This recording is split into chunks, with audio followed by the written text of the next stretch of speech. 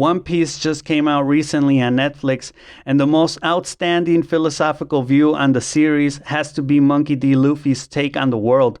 Monkey D. Luffy is the main character of the series, and he is someone that has always wanted to be a pirate, more specifically the king of the pirates since he was a little kid. From the beginning of the series, he sets out to become the king of the pirates and to find the One Piece, which is a mythological treasure that every pirate currently dreams of having. Apart from the fact that he is very enthusiastic and quasi-optimistic and not so much a little kid anymore, but not an adult yet, he inquisitively and kindly challenges the people he starts to meet. He first bumps into Kobe, a slave aboard a ship. One of the first conversations Luffy and Kobe have is about being. This gets deep very quickly. Luffy will constantly be asking the people he meets what they are. That is, what do they do? What is their profession, so to say.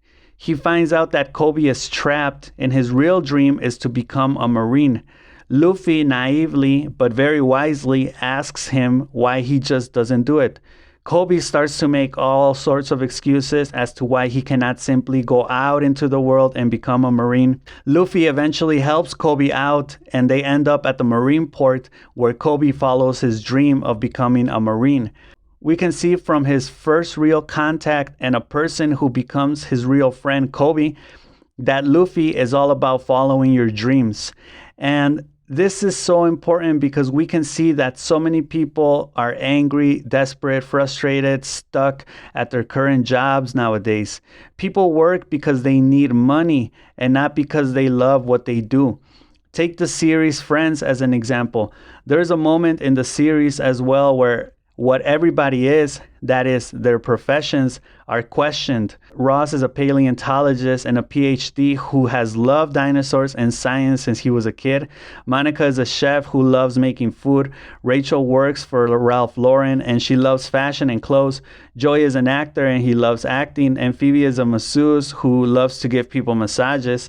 Everybody loves their jobs except Chandler, who quits his job because he was an analyst at some desk job which he hated. He reconsiders his profession at this point in the series, but with the other friends, it becomes apparent that if you know what you really love, you can do it for a living. Monkey D. Luffy challenges the common misconception that you have to hate your job, that you have to hate what you do. Maybe you just don't know what you really love yet. What do you really want to be and why? Luffy then meets Nami and Zoro. He also challenges them. In one scene, we can see Luffy not asking Nami what she is because he seems to infer that she is a thief, but he instead asks why she is a thief. Nami doesn't like answering Luffy's questions, but it does make her think. It makes her think about what she is doing and the real reasons why she does what she does. This can help people actually reconsider what they do and if what they do can be changed. The reasons are also important as we see with his conversation with Zoro. Zoro is a fine swordsman, and when Luffy asks him what he wants to be, Zoro is reluctant to answer, but eventually he tells Luffy that he wants to be the best swordsman in the world. Therefore, he must defeat the current best. Luffy loves this, and in a very strange and wise way, he integrates his first two crew members. He entices them, and like a good salesman, Luffy draws them, implicitly telling them that with him at their side, they can achieve their dreams. This is perfect, and I don't know how aware Luffy is of this, but he is an expert at not only selling himself, but at attracting people towards him in exchange for fulfillment of their deepest aspirations. When Luffy meets Usopp, who is a storyteller, they instantly click because they are both very much inclined to adventure. The only thing is that Usopp doesn't actually go out and seek adventure. He makes up stories for his sick friend. Luffy and Usopp never really have an explicit discussion about Usopp's dreams, but by the end of the first season, Usopp joins them and vows to be a brave warrior, even though he's always been afraid to go out into the real world and explore. Usopp makes this evident by also becoming a member of Luffy's pirate crew. Soon we meet Sanji, who is a cook in a restaurant in the middle of the ocean. His dream is to find the Old Blue, which is a mythological place where all sorts of spices are. Sanji and Chef Seth basically have an entire episode of their backstory and how it is they met, and it is a tearjerker. No spoilers, but basically Sanji also sets out to fulfill his dream with Luffy and the crew by the end of the first season. Luffy promises to make his wish and his dream come true, and he seeks out his crew's dreams, wishes, and deepest desires. By the end of the season, they are all together and they vow to make their personal dreams come true together. The first episodes of the series are a masterclass of how to get people on your side, playing to their dreams and pulling at their heartstrings. Luffy asks a very basic question, which is, what are you? This is very interesting because he does not ask, who are you? There seems to be a difference between who are you and what are you. Who are you makes reference to your internal self, to your qualities and personality characteristics, independent from the context or from other people.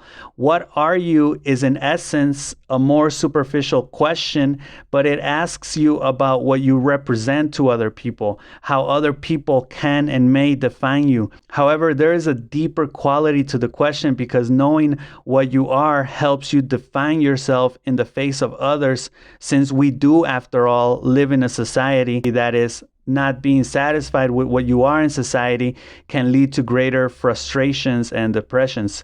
Luffy wants to know what you are, and he wants to know if you are okay or happy with that. If not, he wants to know what else you do then want to be.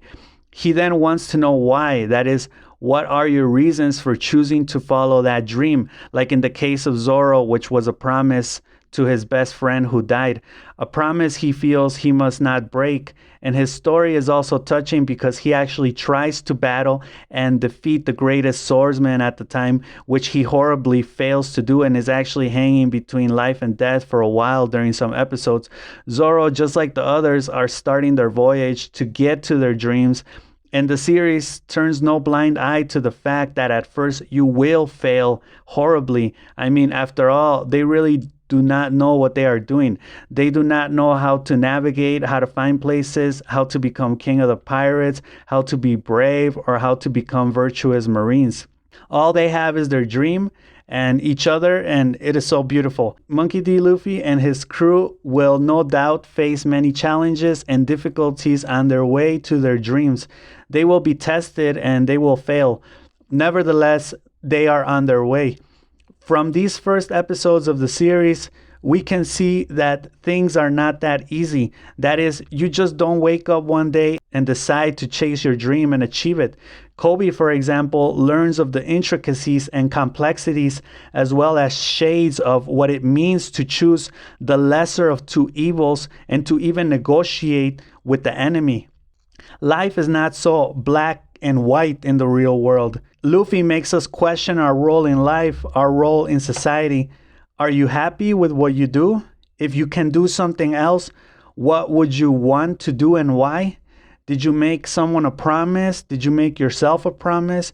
Do you want recognition? Do you want excitement? What's stopping you? And although at times this stance may seem foolish and silly, I think the fact that people live miserably all their lives with their lives is even more foolish and silly.